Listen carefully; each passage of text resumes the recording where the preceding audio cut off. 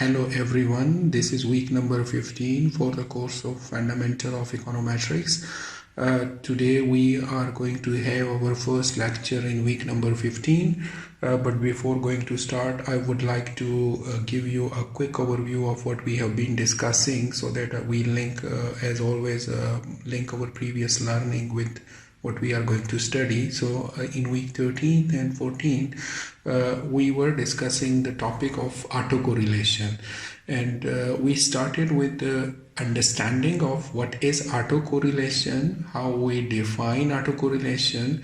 We also started with the discussion with measuring autocorrelation and contrasting it with the correlation coefficient, and learned the autocorrelation coefficient concept. And then we moved to the causes of autocorrelation, that what cause autocorrelation. Then we discussed how we can check autocorrelation through graphical method, and then to various tests, mainly Durbin-Watson D-statistic test, run test, and BGLM test.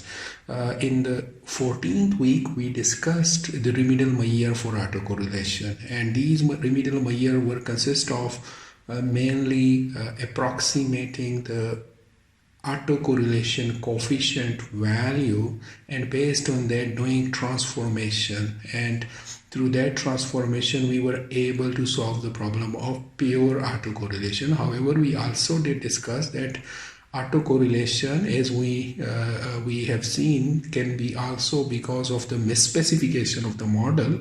So in that case, the remedial measure requires the correct specification of autocorrelation. So we did tried that fixture as well to solve the problem of autocorrelation. So that was pretty much the discussion during the last 2 weeks.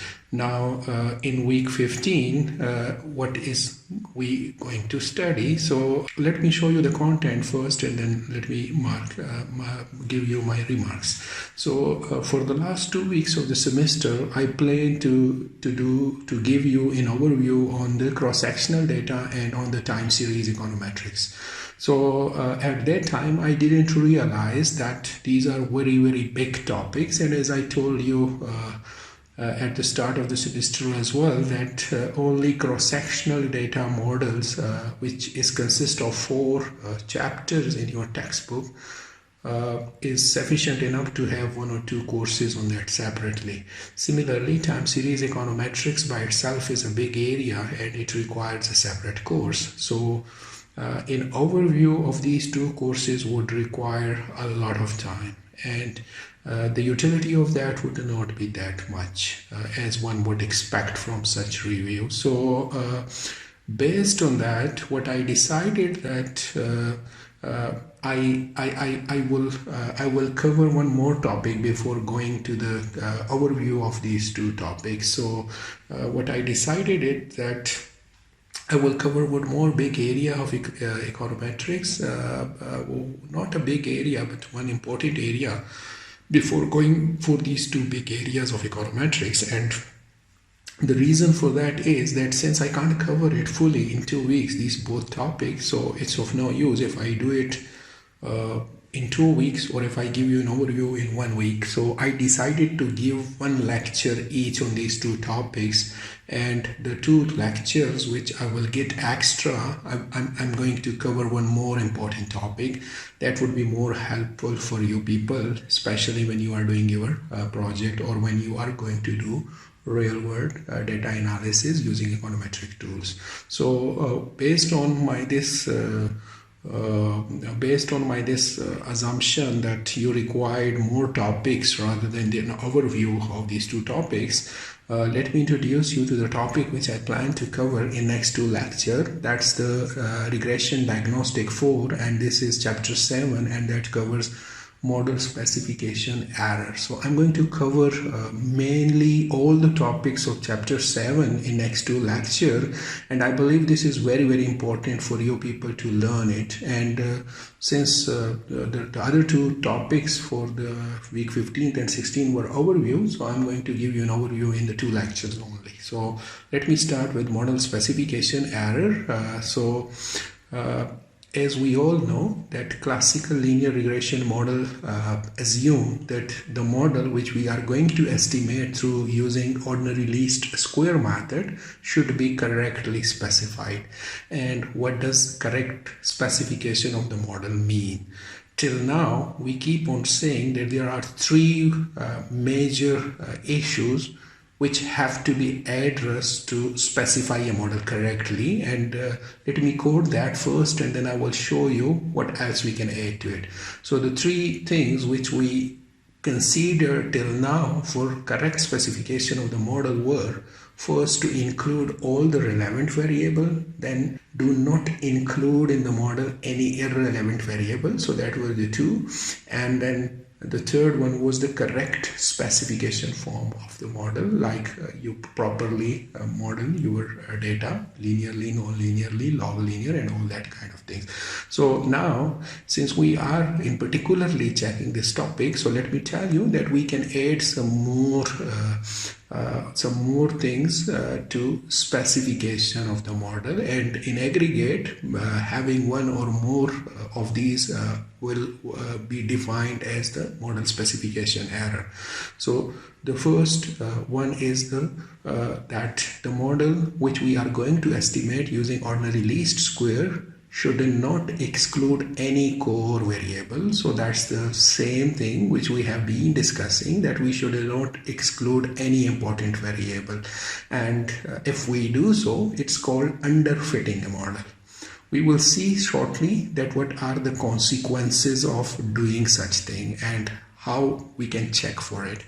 Then the second specification error is that the model does not include superfluous variables, or in other words, the model should not include any irrelevant variable, and this is called overfitting of a model, and we will see shortly how it is going to affect the estimation and what are the consequences of doing such thing.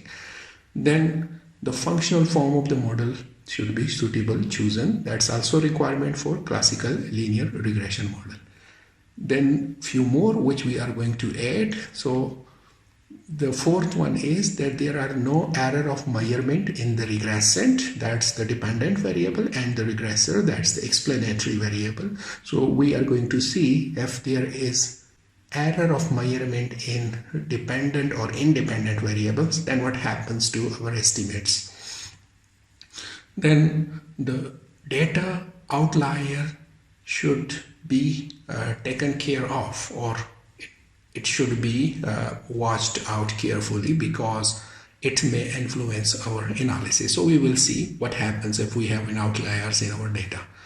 Then the sixth one is the probability distribution of the error term. That should be well specified. We will see that as well, that how it influences our analysis. Then the seventh one is what happens if the regressions are stochastic. And finally, the simultaneous equation problem, that's called the simultaneity bias. So I'm going to discuss all these one by one, all these 8 specification error issues. I will be discussing these 8 all in detail in this lecture and the next lecture in detail. So bear me for all that. So this is a pretty much theoretical discussion. I'm going to avoid the lab sessions in it, given the condition that we are not left with too much time to cover this part, and I'm doing this as an additional topic from the course content.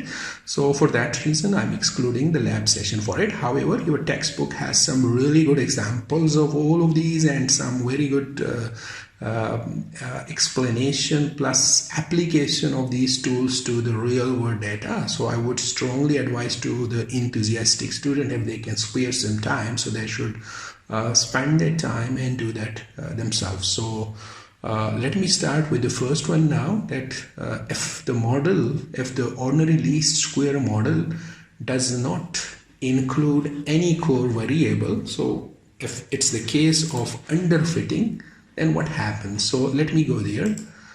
Omission of relevant variable in underfitting. Now consider that we have to model y being function of two explanatory variable x2 and x3, and we model it as you can see yi is equal to beta 1 plus beta 2 x2i plus beta 3 x3i plus ui.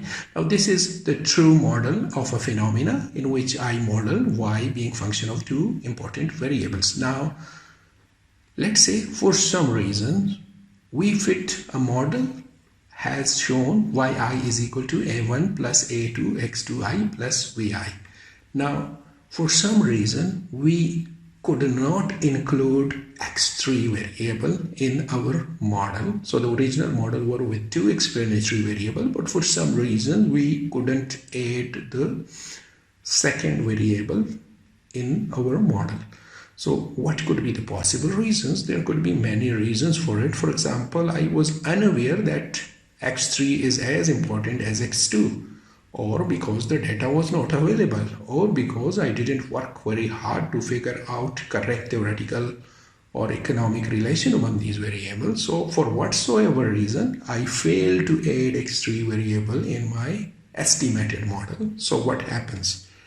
Now, the consequences of x3 exclusion from the model, since it was an important variable and I excluded it, so it will have the consequences for my model. So what are the consequences? Now I'm going to make it into scenario. The first scenario is when this x3 variable is correlated with this x3 variable being correlated with x2. So these two are correlated. So what happens in that case? So in that case, when these two are correlated, obviously when I'm going to ignore x3, then the estimated value of this a1 and a2, these will be biased, or these will not be corresponding to b1 and this one b2. These values will be not corresponding to these values. It would be biased, and then it will be inconsistent, and even if the sample size is being increased to very large, still this bias will continue. It will not disappear. So that's the one big disadvantage. And now the second scenario, if x2 and x3 are not correlated, in that case a1 is okay. So the coefficient a1, this one, this will be unbiased, but a2, this one, this is going to be influenced by x3, so that will be still biased. So that means if the two variables are correlated and I dropped one of it, it's going to affect all the related coefficients to it. And if it's not correlated and I dropped one, then it's going to affect only the intercept term or the constant term. And then this was one part of it. And then the second part of the influence of omitting an important variable is that its effect is captured by the error term. And because of that, the variance of the error term is incorrectly estimated. And when you have problem with the error term variance, it is reflected in the variance of the estimated parameters. They become biased, their variance become biased, and because of that your whole hypothesis testing become question mark. And obviously if you do prediction based on such model, it would be question marked. So in very short, if you drop a variable, it has a severe consequences for your estimated model. Now let me go back to the original slide and let me discuss some more issues. So again, the specification issues are listed as 8 major issues. So one of that was to exclude an important variable, and we saw that if we exclude an important variable, it not only influences the intercept term and f, the excluded variable is correlated with some of the explanatory variable, it will also going to influence the betas of that correlated variables as well. And then in either case, it is going to affect the variances of the error term, and subsequently it's going to be resulting in affecting the standard error of the estimated parameters. So in that case, the hypothesis testing become question mark, and obviously you can't trust the prediction based on such models. Then we move to the second specification error issue, which is the model does not include superfluous variables or the overfitting of a model. So let's have a look into it, at what are the issues related to it. So suppose that the true model is yi is equal to b1 plus b2 x2i plus ui. So this is the original model, or this is the true population model which I try to estimate using some sample data. And let assume by certain reasons, unknown reason for time being, instead of estimating the true model, I estimated the model yi is equal to a1 plus a2 x2i plus a3 x3i plus vi. So instead of using the original one variable, I added one additional variable x3i in my estimated model. Now, what will be the consequences of having such kind of analysis? In other words, I included an unnecessary variable in my estimated model, and this is the case which is called overfitting of the model. So in that case, there are a number of consequences of doing overfitting. So what are these consequences? The first consequence, well, it's not a consequence, it's rather slightly good news that in this case, if I include some irrelevant variable in my model, my coefficients will be still unbiased and consistent, which means the expected value of the estimated parameters A2, A3 and A1, all A1 and A2 will be unbiased, whereas the expected value of B3 is equal to 0, so wouldn't affect anything.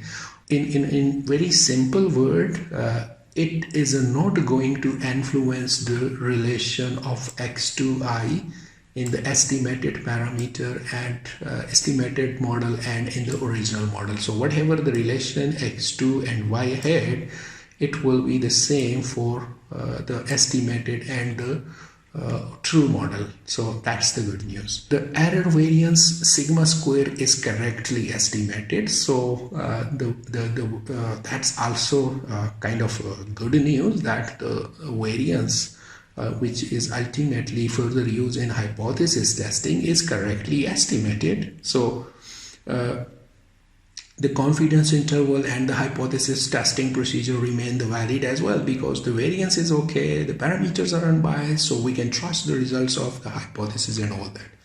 The only problem which is persists if you include unnecessary variable is that it is inefficient, and the variances will be generally larger than those of the betas.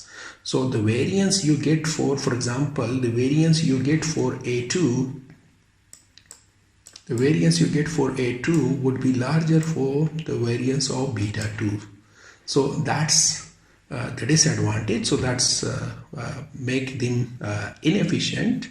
However, given that the hypothesis testing is okay, the estimated parameters are unbiased and consistent, it's not a big deal to be worried about. So if I compare now the overfitting and underfitting, the inclusion of an unnecessary variable and the exclusion of an important variable, if I do compare the two cases, in overfitted model in which we include an extra variable, our estimated parameters are unbiased, they are consistent, the error variance is correctly estimated, the conventional hypothesis testing methods are still valid. So all these are good.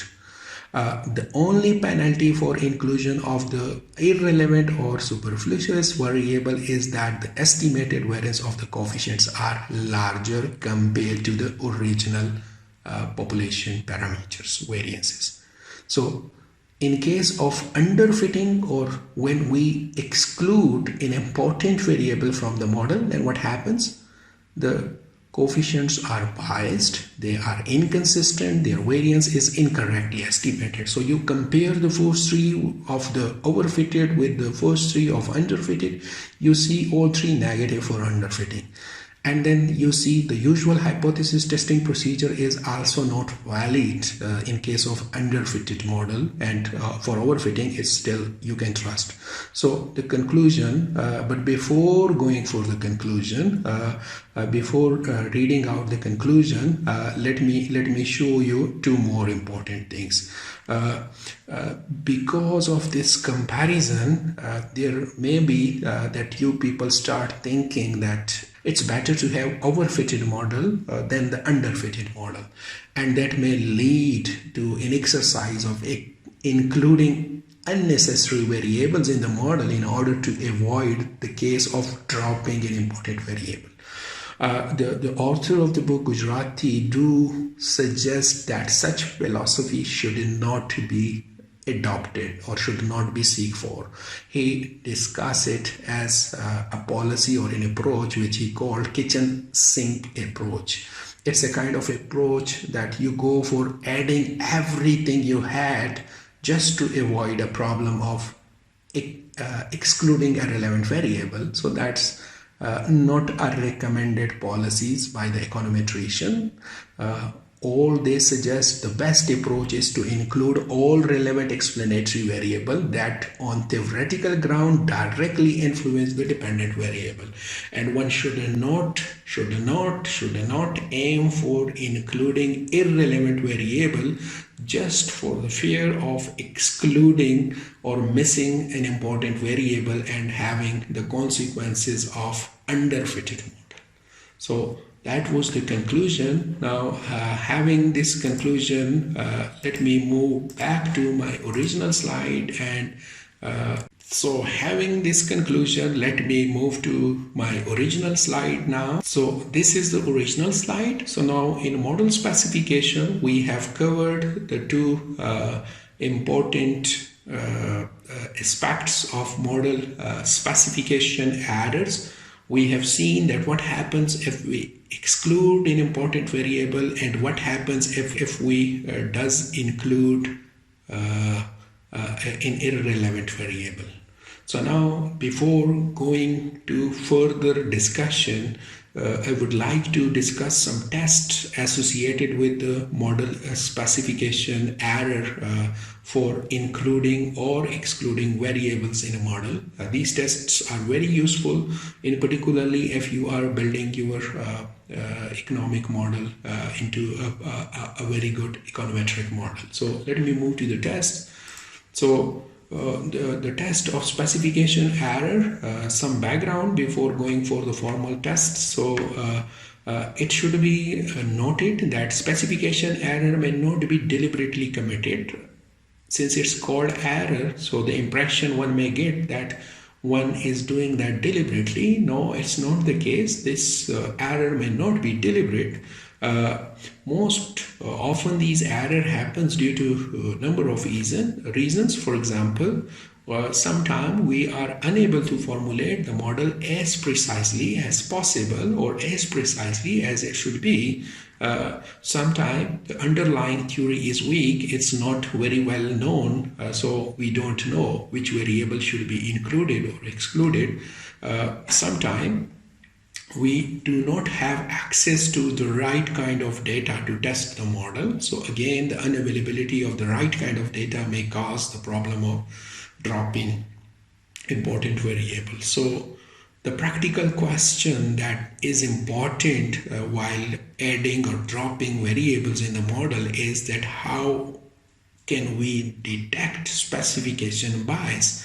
This is important to know because if we know that what is causing the specification error, if we know what are the reasons for specification error, we can search for the reason and obviously we can fix and find the remedial measure. And if it's because of adding some variable which was not relevant, we can just drop that variable. Or if it's because of exclusion of some important variable, we can always look for that and can add it. So it's important to know what causes this specification error.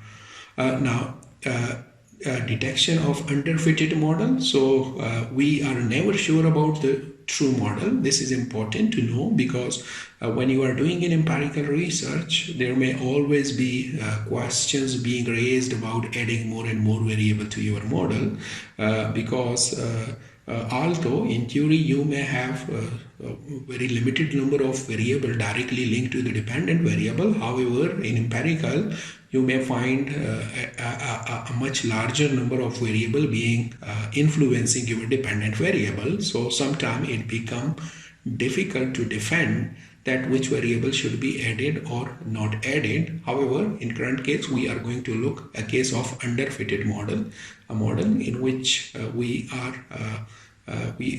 missing some important variables. So on the basis of theory and prior empirical work, we may develop a model that we believe capture the essence of the subject under study. So it's like when you are building your economic model, you look into the theory, then you look into the empirical research work being done by other economists, by econometricians, and then based on these studies, you develop your own model.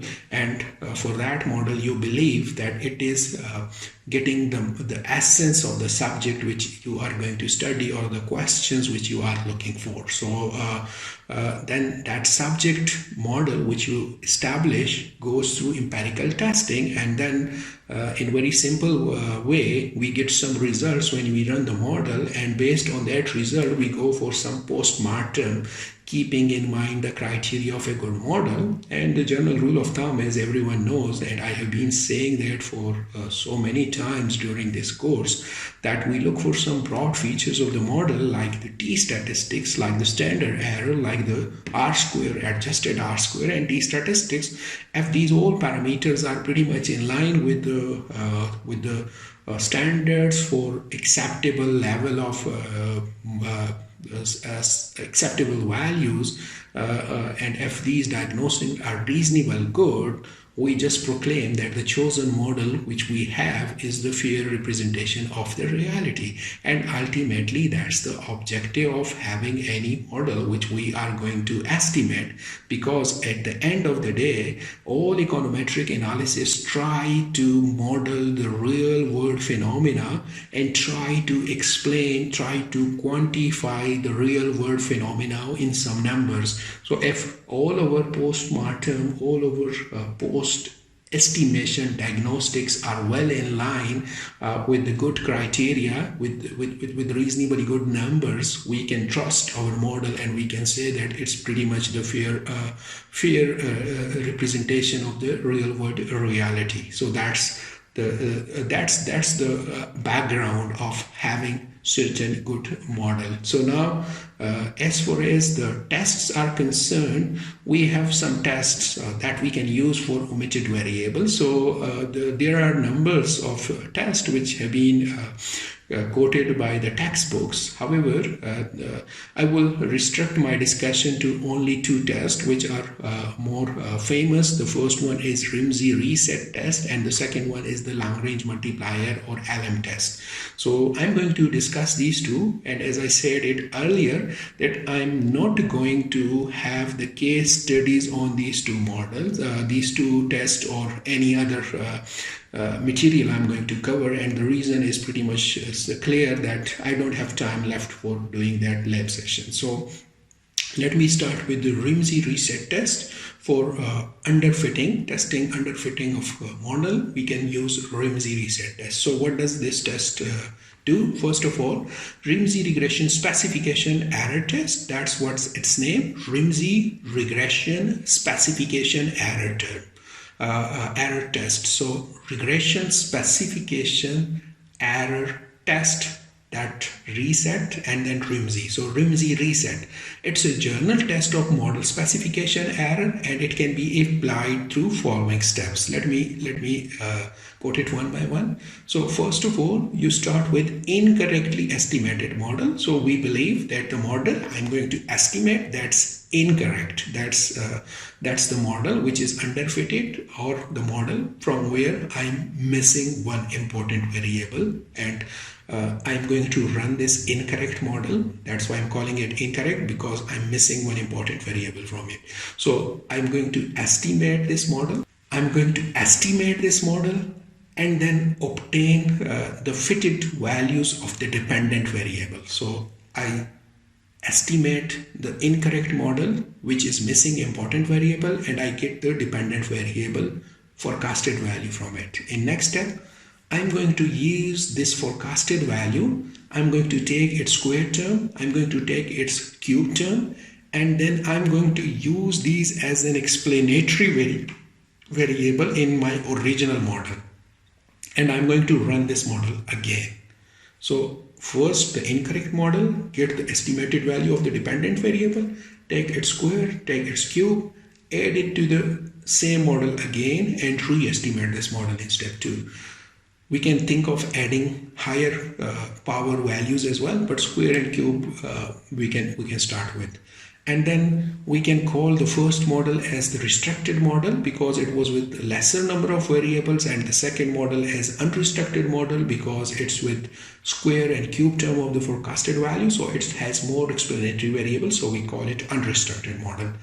And then we have the null hypothesis, that the original model, that's the model in step 1, which was the restricted one, that's the correct one. And we then use F statistic, given as F statistic equal to R square unrestricted model minus R square of restricted model divided by M, and then 1 minus R square of the unrestricted model divided by N minus K, where N is the number of observation, K is the number of estimated parameter in a restricted model, and M is the number of additional term being added. So the F statistic in step 4 is statistically significant. We can reject the null hypothesis, and it implies that the restricted model is not appropriate in the present situation, and we should include we should think of adding more important variable and to check again. And if the F statistic is statistically insignificant, we do not reject the original model, and we stick to the model which we thought was not correct initially. So that was Remsey reset test. Compared to Remsey reset test, personally I like Lagrange multiplier test, which is easy to understand and perhaps easy to apply as well. To understand that, let me start with a simple example. Let's say I have a model in which y is function of alpha 1 constant term, alpha 2 x2, and let me change the color so that I explain it easily. And then I have plus a3 x3, and let me go back to my red color, plus ui. So the Lagrange multiplier test, to understand that, if we focus on this example, in this example I have y being function of two variable x2 and x3, and for certain reason I'm not sure if I should include this x2 in my model or if I should not. So I'm going to apply Lagrange multiplier test in it. So how this system will work. So first of all, I will estimate the model without this variable. I will exclude x3. So I will just estimate the model y1 is equal to, so I will estimate y1, y is equal to function of alpha 1 plus alpha 2 x2 and plus ui. So I will estimate this model first, and I will calculate error term from this model. So once I have the error term, now look at the logic of this test. we are missing here one variable x3. So the effect of x3 will be captured from by error term, because we say that whatever is not included in this model, it's captured by the error term.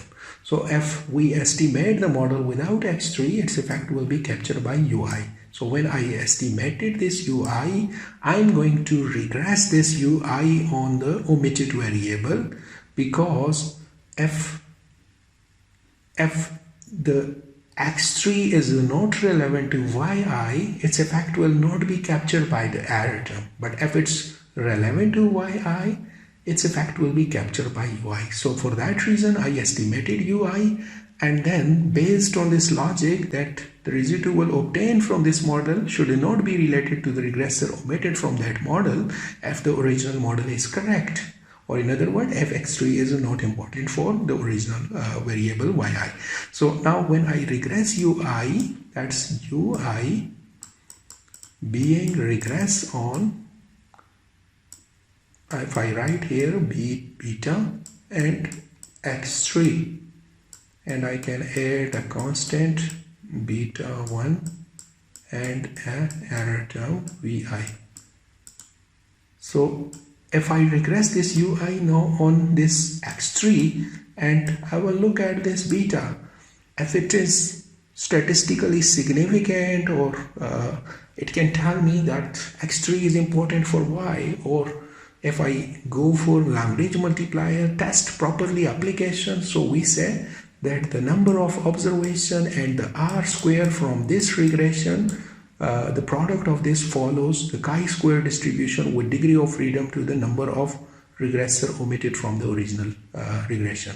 We can have more than one variable. Here I took the case of x3 only, but we could have ignored x4 and x5 as well, and its effect would be captured by error, and subsequently we can do it the same procedure for having more variable in this eccentric regression. So once we have this nr square and we check the degree of freedom and all that, so if the computed value exceeds the critical chi-square value at the chosen level of significance, we can reject the original regression, and we can say that we should include the ignored variable in the original model. And if it's not, we should stick to the original model, which is excluding these variables. So this was the case when we have the underfitted model, or when we have some variables being ignored and we are not sure if these are the relevant or irrelevant variable. Now, one thing which you should keep in mind while having these two tests, learn that these tests can tell you that if a variable is relevant for a model or if it's not relevant for a model. However, these tests by no way can suggest you a correct model. The correct model has still to be found or identified by the researcher. These tests can only help you or can guide you if this variable should be included or not. The rest of the decisions making has to be done by the researcher. So let me go back to my original slide now. So we till now discussed the model specification error, and within that we discussed that if a variable is included and it's not relevant, what happens to our analysis, and if a variable is relevant and we dropped it, what happens to our analysis. We also learned a case when there is an underfitting of a model and what kind of test we can use for it. Now we talk about the test which we can use for overfitting of a model. So for overfitting of a model, suppose we have a model, a phenomena that we model with k explanatory variable, in which y is explained by the k explanatory variable. Now we are concerned about overfitting, but we are not sure that which of these one variable should be in the model. So in other words, we just want to model y being function of a single variable. However, we don't know which x variable should be function of y. We do know that all these are relevant, but there is only one.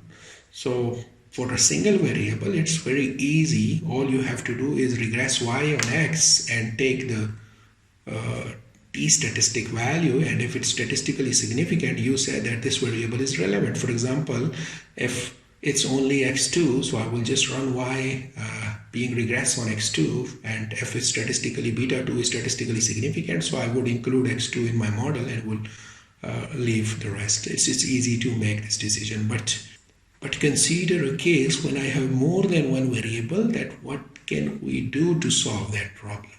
To solve that problem, let's say I have more than one variable, say x3 and x4, then what can I do?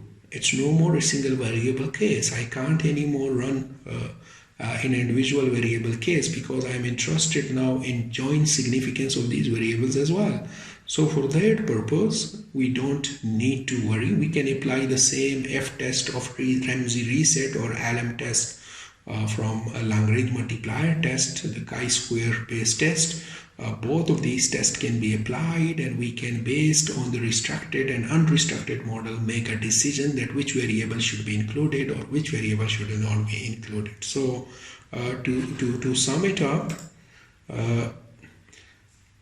to include a variable or to exclude a variable, you require a Remsey RESET test and Lagrange multiplier test, and both of these tests may help you to solve the problem of underfitting or overfitting of a model. Now, the third issue associated with model specification error is the functional form of the model. So the OLS, the classical linear regression model, assumes that the functional form of the model is suitably chosen. So let me very shortly tell you about it.